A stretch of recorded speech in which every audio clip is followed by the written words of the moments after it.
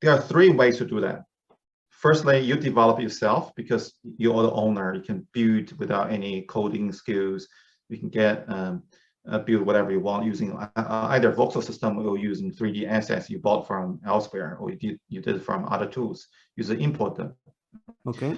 Second way is that you give people permission. You assign, okay, these users, what are the chances when they go to your world, they can build on certain sections. The channel that brings you crypto news, reviews, tutorials, and interviews. And joining me today is Ray Lu from Bitcountry and also Bitcountry Pioneer, the Canary network on Kusama, which is all about Metaverse. And we know how hyped you are about Metaverse now, because that is the main hype, the main trend that everyone's talking about ever since Facebook have announced that rebranding. So Ray, I'd like to welcome you, and if you could please quickly introduce yourself to the audience, the people who don't know who you are. And first of all, how did you even get started in crypto, and when did it happen? Hola, everyone. Thanks for the invitation. It's my great pleasure to talk to the world, and especially to the Spanish community. I got into crypto through education. I have a global technology academy called the Industry Connect. We started our first course to teach people Solidity since 2017, and actually our co-founder Justin Pham was the creator of that course. And then we started learning more, and we did some experiments. We feel this is really interesting technology, allow community to have an access value and also own the product and network. So that's how we started. Yeah. But when did you first get into crypto? In what year did you first hear of cryptocurrency? And what was your first cryptocurrency that you bought? Oh, of course, Bitcoin. Bitcoin. I only buy Bitcoin in the early days. Got some Ether, and I got Bitcoin quite early. I can't remember, that maybe around 2014. Okay. Wow. Right. Yeah. But I didn't buy a lot. It's more like a symbolic purchase to, have something as a souvenir for that, for technology. I didn't intend to sell it. It was not a big investment, but now it's pretty good. Yeah. No, that's great. That's great. Great to hear. And so let's kick it off with the Bitcountry Pioneer. So first of all, why did you choose Kusama and Polkadot? What was the main reason? And did you have in mind other ecosystems when you first thought about developing the product? We had this idea in 2018. I registered domain name Bitcountry in San Francisco in a hotel at the Little Saigon district. At the time, I was attending all the blockchain conferences over there. I found this whole thing is amazing. I feel a sense of a utopia world is coming. I feel, that's where the future is, because internet unlocked information, where blockchain decentralization unlocked the trust and value. I thought, how can we use the cryptos and tokens on a daily basis for something more meaningful, rather than just a store of value? I know that it takes a long time to arrive to our world, so that, okay, in between, let's create a virtual world. Metaverse is not a keyword at that point. So that's my vision to start the Bitcountry at the time. We tried Ethereum.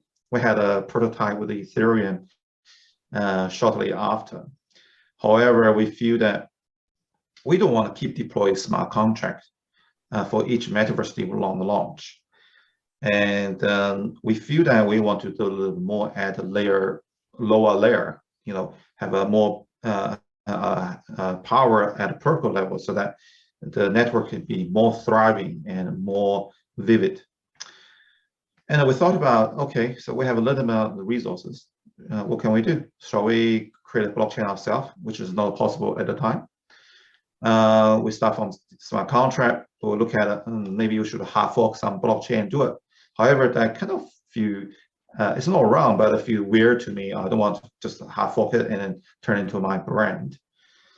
And later this year, that year I met Retail. Retail is, we worked together in the company based in Tucson, the diary.com before. Retail is the founder of Akala. Yeah. He introduced me about Polkadot. They work on the substrate, which is you can develop a blockchain with a substrate framework without breaking your moral code, and also that's yours. All right, and that fascinates me a lot. And then we start learning the concept, Polkadot crowdloan. We found the crowdloan is really solving a big problem that, to fill out the short-term projects, because it's very hard to launch.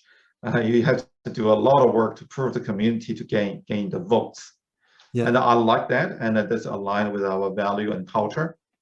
And since then, we have more ecosystem partners and friends, and we love it. And then we also actually run a school academy for substrate developer for parity for over 7 months. We train about 400 developers under our education arm.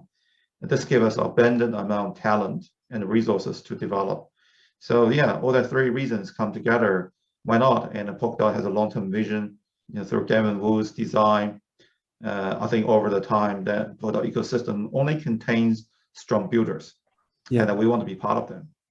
No, absolutely. And yeah, you're absolutely right. I mean, in order to develop on Polkadot or Kusama and to launch a crowd loan, it takes a lot of work. And not to mention the lack of developers who know Rust, right? A very difficult programming language to learn. And having to develop on Substrate, on the framework, it's super complex as well. So I think it's challenging probably for your team as well, right? Not only, and also for other teams, because everyone I've been speaking with who have launched the crowd loan have told me that, yeah, they were all struggling, lack of devs, development tends to be slower because of that, because you don't have the same manpower and so on. But the most important thing is that it forces you to work and to deliver, right? Because you can't just launch a crowd loan and then say, okay, that's it, I launched, now I can take a step back, so that's the beautiful thing about it. So please tell us, you've recently launched the Bitcountry Pioneer crowd loan on Kusama. You won the parachain auction, which was great. And let us know, how did you come up with this idea of launching on Kusama first? What was your purpose to do so? And what is the plan for Bitcountry Pioneer? This is what probably the community wants to know. Sure. Thanks for that.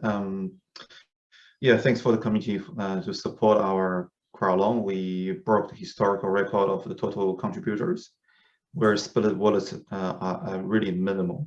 Out of the 26,000 contributors, only 1,000 people had a 0.1 KSM contribution, which means the campaign was very, very successful. We can't do this without the community support, people making videos for us. The reason we launched on Kusama first is mostly because Polkadot has the canary network concept, right? And the question is really about why canary is important. The way we see that Canary network, which is Pioneer network, is to onboard early adopters. Those people has a culture background of taking risks, be adventurous, and then want to be in early, become contributors. And this is our main goal. And also we have a small amount of assets minted for the Canary network to test things out with those heroes, with those Neers, with those pioneers. Yeah. And then in there, it's a similar journey to my old startups. This is my fourth startup. I have 3 other global business, have their own CEO and the management team. And all of them, co-founder CEOs, were my students many, many years ago that I met at my academy. So their journey is like they trust my teaching. I was the only teacher at the time, but now I have lots of them. And then I select them as my top employees. I told them a picture, this is a journey together. And in the future, we will launch a new startup because we have an incubator with 2,000 members. We'll continue to innovate, execute ideas, prove to the market. So most of them early employees become my co-founders in different businesses. Wow. So far, I personally fulfilled 75% of my promises. And the next level is that they need to become their CEO of their own startups on our ecosystem. And I'll support you, fund you. This process, this model gave me tremendous amount success and satisfaction. And I want to use the same process applied to Pioneer network for those early adopters, people who choose to trust us, believe in us, want to jump on the boat together, going through a Metaverse odyssey. So our plan with the Continuum, which is the version on Polkadot, is that through the Pioneer network, we're going to select the top Metaverse community builders come with us.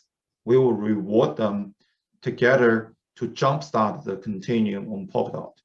And so those people work hard and being selected, voted and come to us, we'll offer them economic incentives for them to continue to build for larger scale on Polkadot, because potentially assets, tokens, and land are 10 times more than on the Pioneer, right? So when they move on to Polkadot, well, resources is limited on Kusama that give more rooms for the new Pioneer to join. So we're creating a pipeline of the journey through early adopters to be more for the larger scale development. So that's our overall plan. But now my question comes, so for example, your plan is ultimately to develop a Metaverse platform, which means that we're going to see multiple Metaverse projects develop on your platform, right? On Bitcountry Pioneer. But the question is, what if those who develop a Metaverse on Bitcountry Pioneer don't want to go to Polkadot? What is the solution in that case? Will they see any disadvantages in doing so? Or should you expect every Metaverse platform that goes on Pioneer to also mirror on Polkadot? What is the plan in that case? And how will they actually work? Will they be like totally separate entities? It would be a mirror scenario. It will be more like a migration scenario if they want to. Imagine, there's 10 tickets to go to Mars, and the Mars is a wonderful planet. Well, it's not right now, but let's make assumption. Okay. In the future. Or Kepler, planet that has a abundance of resources. And we like to see continuums like that. And we design an economy to support that. And people can choose to stay, just like you and I, we want to stay in New Zealand and Spain. We don't want to immigrate, It's people's choice. However, we're creating incentive to do that because for the network is about for larger scale adoption. The token amount is a lot more in Polkadot, and the land is a lot more in Polkadot. However, people who stay, they can continue to evangelize and develop for the new pioneers to join, which is nothing wrong. So we need a team on both platforms, and they all have their own purpose. Okay, so am I right in saying that, for example, people will be able to develop a Metaverse, deploy it to Pioneer, and then they can also deploy one to Polkadot, and then they could test any kind of changes that they plan to deploy to the Bitcountry one over on Pioneer first, right? So any kind of future updates to their Metaverse could first be deployed to Pioneer, and later they could go to Polkadot. Is that how it would work? Or could you keep those two in sync, or would they be totally different Metaverses? That's a great question. I like to see that they were in Kusama, right, on Pioneer Network to build a greater community. Now they want to come with us to the Continuum, so they will migrate, like a bridge, like a transfer teleport this Metaverse to the Continuum on Polkadot, right? That will leave more space for the new pioneers to join. You know what I mean? So otherwise, the resource in Kusama is limited. There's no more space. It's almost like a 10%. Okay, if it's limited, nobody can join. Why don't they join on the Pioneer first and following the same journey? So that's we want to Pioneer. That's the name suggested for the early adopters and the people who are new to the network, want to do things with more relaxed rules, flexibility. And that's a general kind of concept similar to Kusama. Kusama locking period is only for 7 days, whereas Polkadot for 28 days. And we can do crazy and more experimental, innovative way on Kusama version first.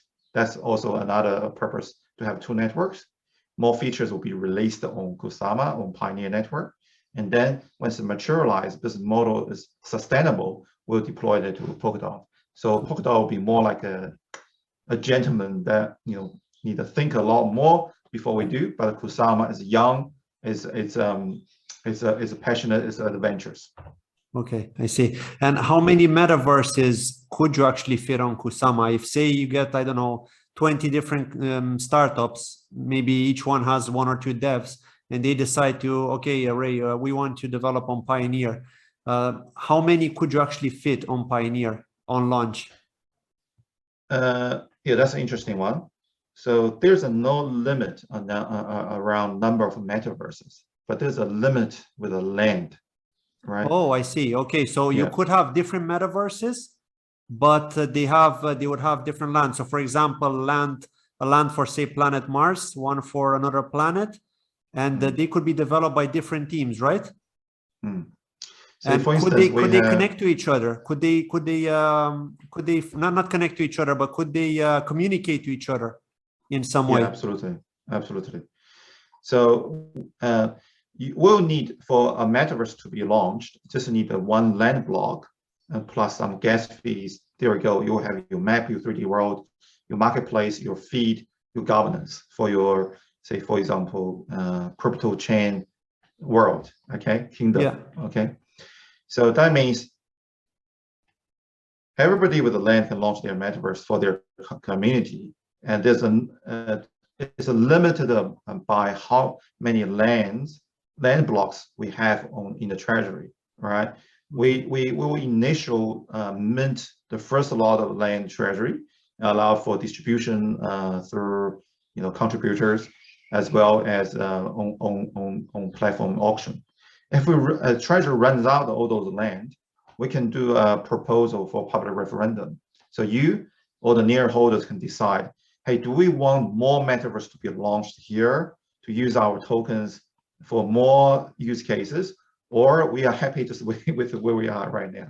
So you decide, okay? So that means if we, if we pass the 50% voting, that means we made another 1,000 land blocks, which allow at most 1,000 metaverses to be launched, right? And it's completely governed by you. Yeah. Okay, now I have a question about the land. So you are saying that it's the land that matters, and we're limited in space in terms of the land, right?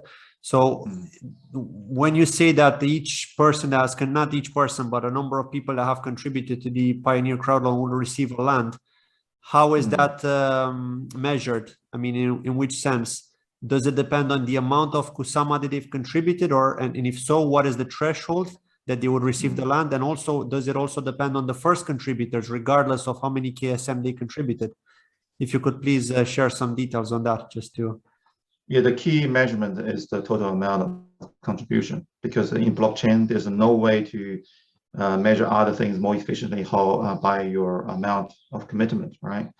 And also, when we made the announcement, we said the split wallets potentially can disadvantage because we use the total amount. That's why how we avoid people using multi-wallet scenario, because we want true users who actually want to launch their own metaverse. Okay.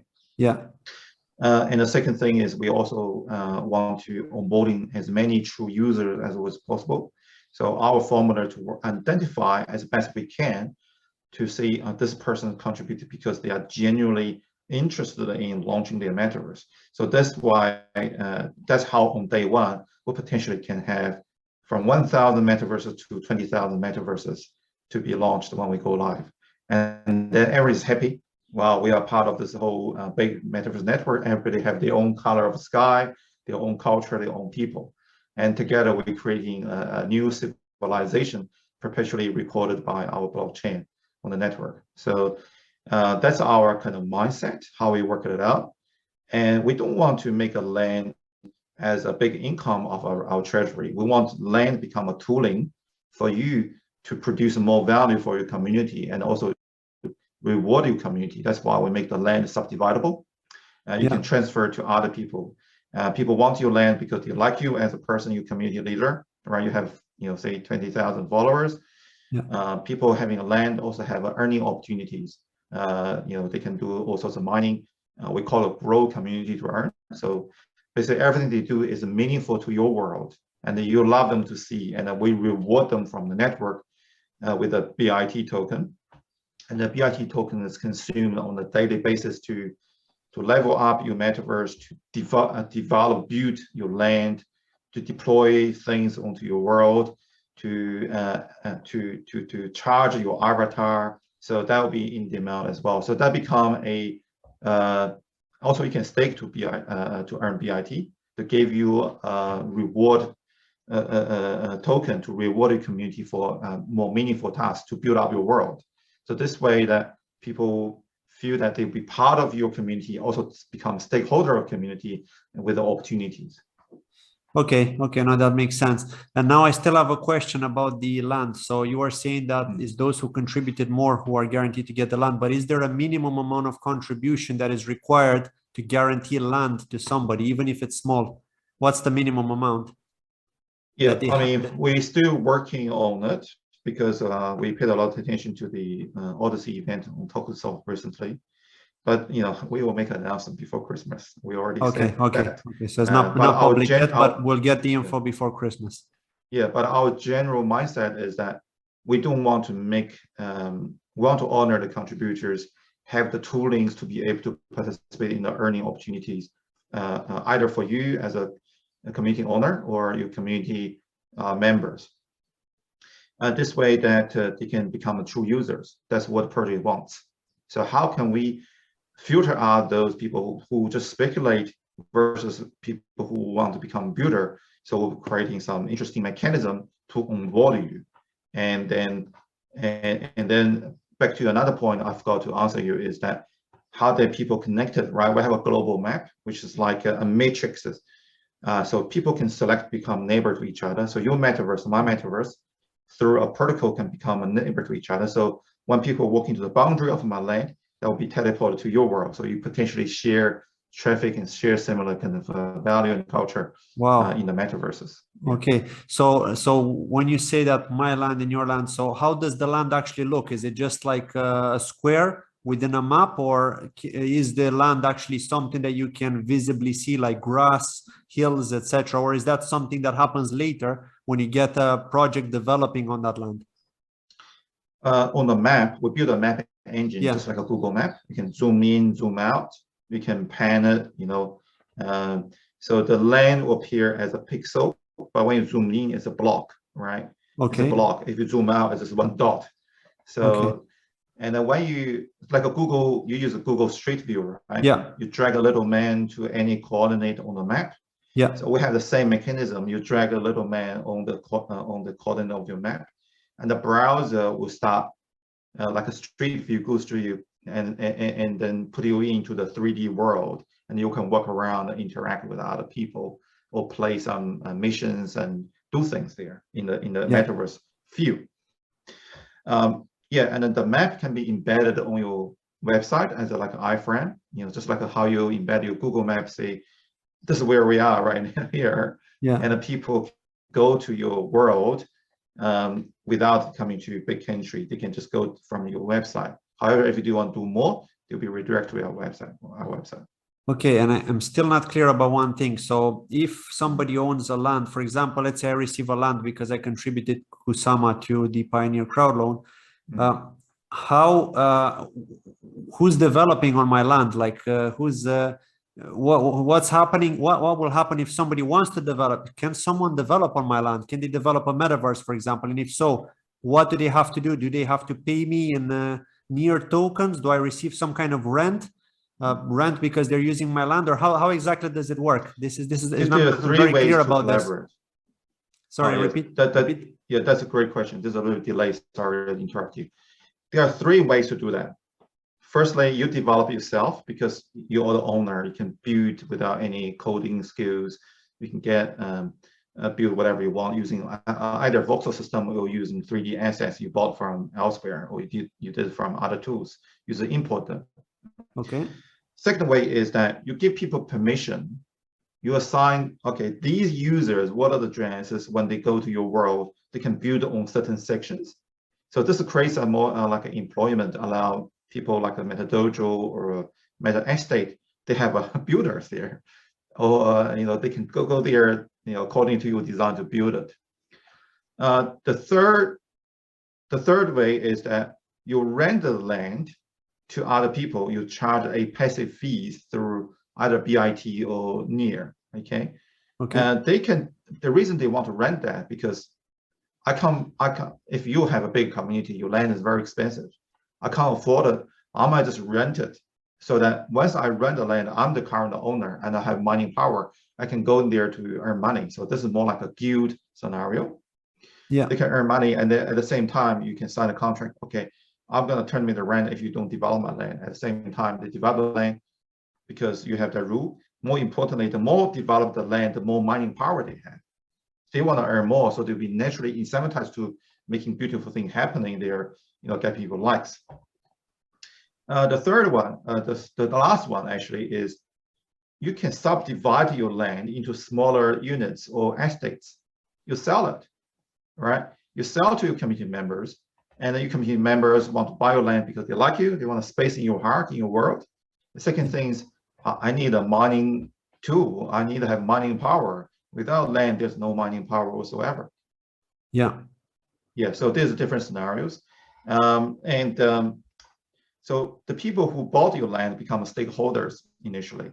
So if you want to change the sky from blue to space alike, if you need to run a local proposal, hey, I want to change the sky to be like a with a Mars moon in the sky.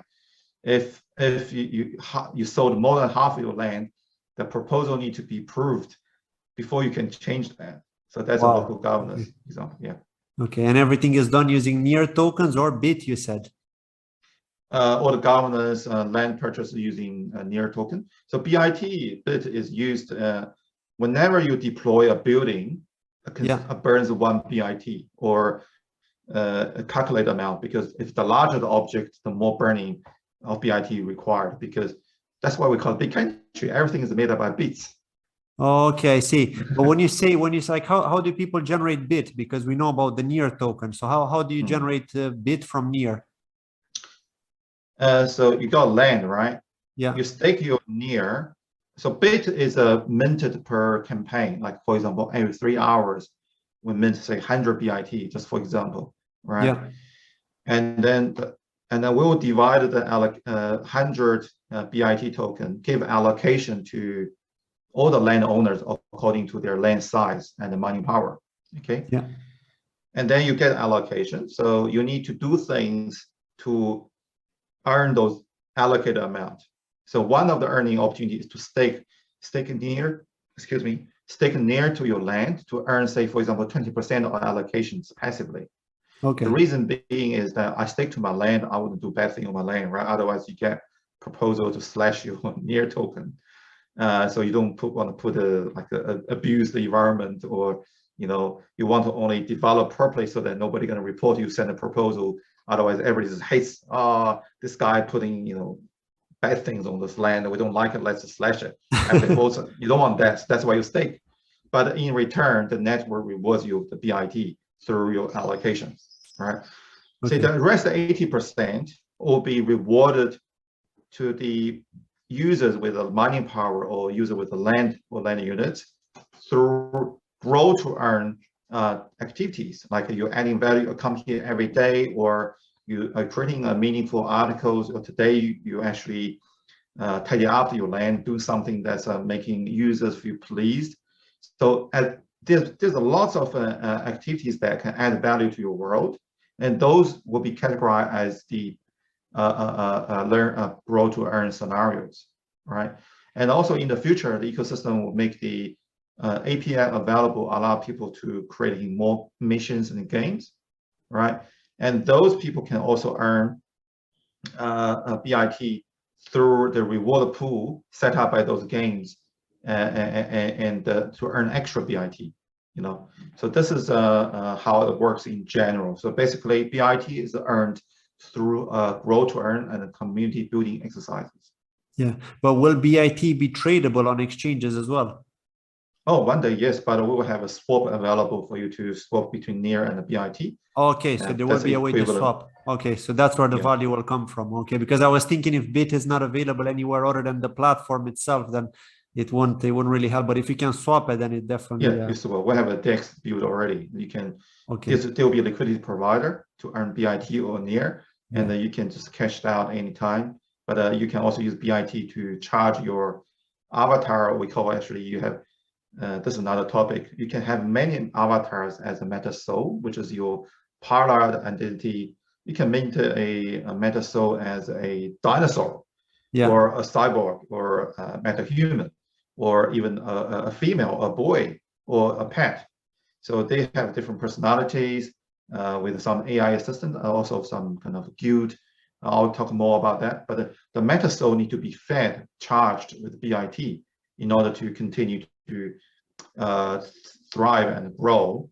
The reason being is that why need to charge? Because we want the user to feel the need to do something with the meta soul on a daily basis. This way, they know that they care about this.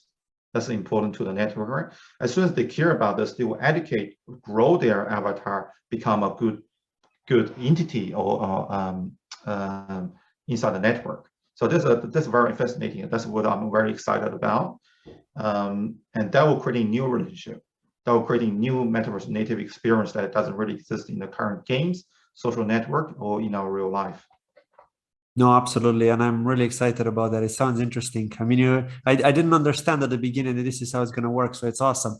But I do have one more question about the land. What about the land itself? So how will developers be able to get a hold of that land? Will they always have to be able to buy from the crowdloan contributors, or will the team hold some land as well that they can sell, or will there be an open market? Like, my question is, for example, how much land in terms of percentage from the total amount will be allocated to the crowdloaners?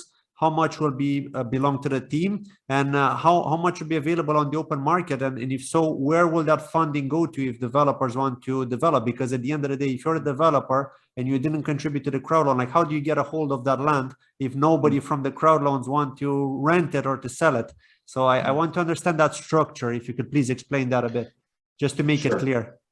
Sure. So if you contribute in the crowd loan with a valid contribution amount, you'll get at least so far maybe a one land block, right? The one land block is not transferable to other people. It's only for you to launch your metaverse. Okay. You can only transfer a part of that by subdividing that. So there will people owning land in your community. They can buy from you a land unit. For someone who want to launch their own metaverse, need a one land block. They can't buy unless they buy a wallet address. Okay. Yeah. What we do is initially we don't want to sell it. We let people already allocate the land to build, right? To build a momentum. We have a marketplace which we release certain number of land blocks periodically a week. Like, for example, 10 land blocks a week, and allow people to bid for it.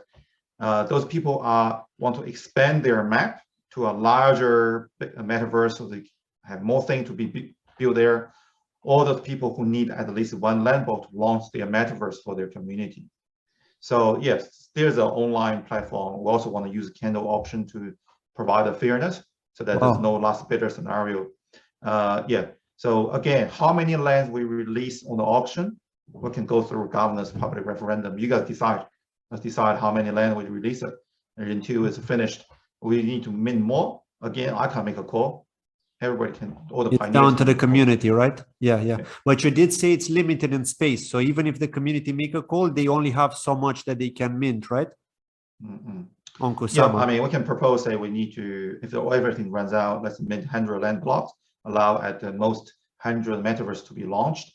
You as Neer holder, 100 metaverse potentially has 1 million users gonna need your Neer token. So you need to decide, you are a stakeholder, you have a land, I still can sell my land units. I don't want more metaverse to come in. You let them come to buy my land in my world. So then you need to make your own decision. So that'll be really interesting to see how it goes. Yeah, absolutely. Especially with the candle auction for the lands as well. I think that's going to be really, really interesting. Cool. Thank you very much for explaining that with Pioneer. And I guess it's going to be exactly the same for Bitcountry as well. But now let's accept it's going to have more space, like you were saying at the beginning. But now if you could please talk a bit about the token. So let's first talk about the Neer token. So we know the total supply is about 100 million, right? What will the circulating supply be when it launches? Do you have that number at the moment, or more or less, even if it's not exact? Within the 12 months, there's only about 15% circulation supply, because we didn't do any public sale or airdrop whatsoever. Yeah.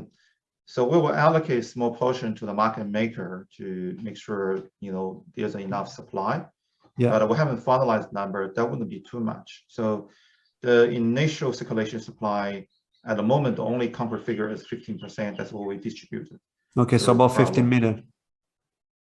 Okay. Yeah, 15 million. That's right. Okay, and a little bit more because we have a referral reward. Yeah, and 30% is allocated to the crowd loaners in the sense that they're transferable from the token transfer event.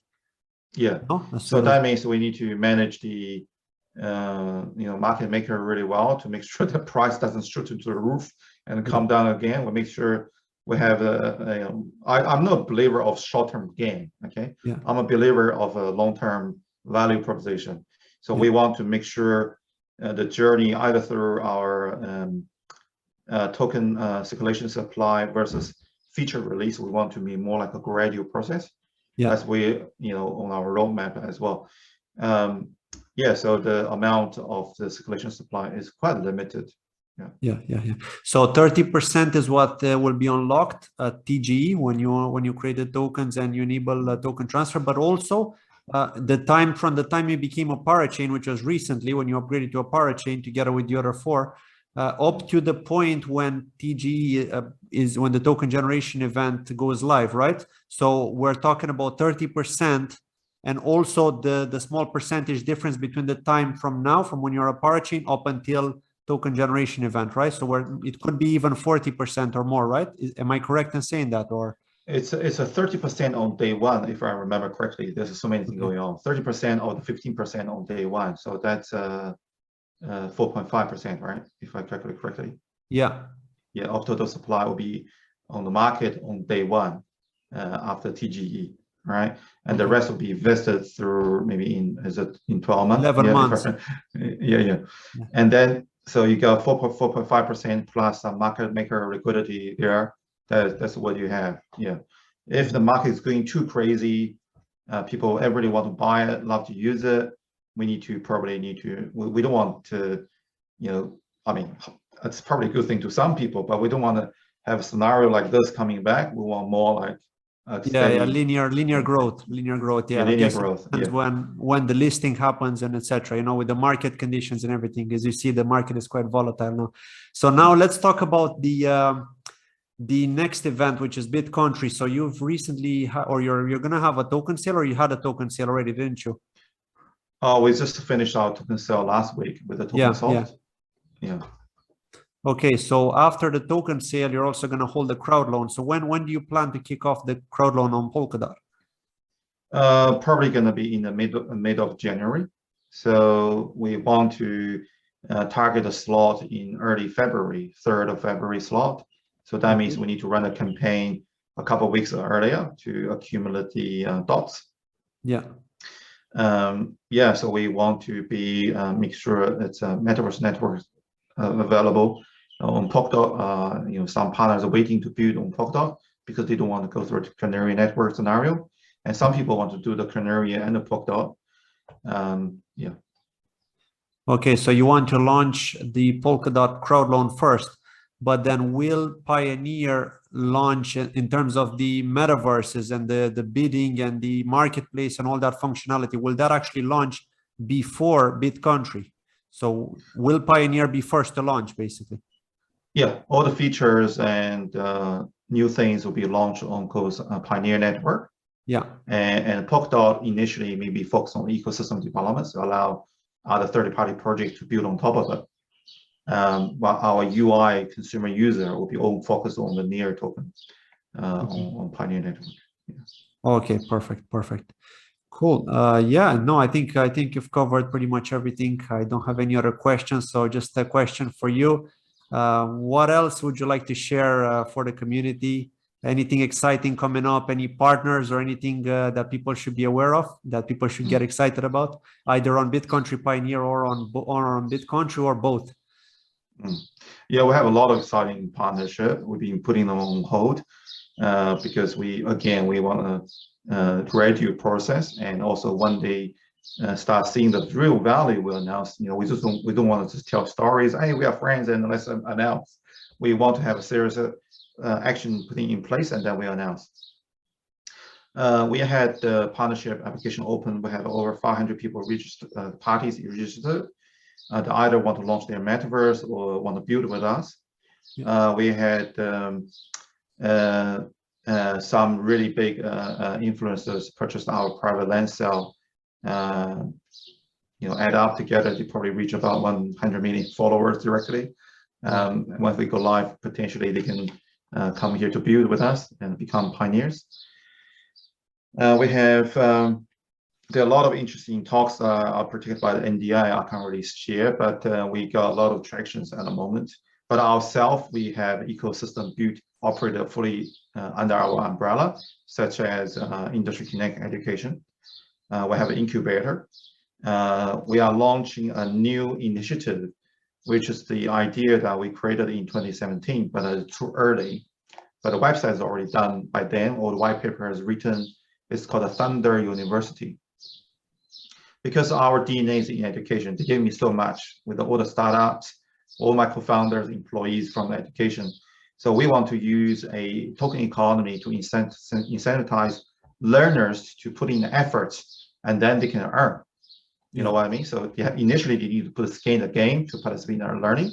Later they'll be rewarded multiple times if they achieve their outcome. So that's what I want to do, called Thunder University, using the master apprentice learning model to train people for our community, for my future employees, and then for my future ecosystem founders. So if you're interested, check it out, thunder.university. We have an awesome promo video already done years ago, and then now it's time to reinitiate that project to serve Metaverse community. Thunder.university, no? Yeah, okay, I'm going to post a link in the description of the video if you want to check it out, by the way. Cool. Thank you very much, Ray. I very much appreciate it. But I do have one final question, which I ask everyone who I interview, and that is, what is one thing in life that you truly desire? One thing in my life I truly desire. Great question. I think I want to create something that's never done before, and it can be done at a mass scale. And that's Bitcountry and the Metaverse network. Nice one. So you want to create an amazing Metaverse which many people want to use, which is going to eventually grow and is going to become successful pretty much, right? Yeah, because it's meaningful to me. I build a lot of my life stories and experience knowledge into this. It's a trilogy of episodes of our understanding of the world, the origin, the people, and the future.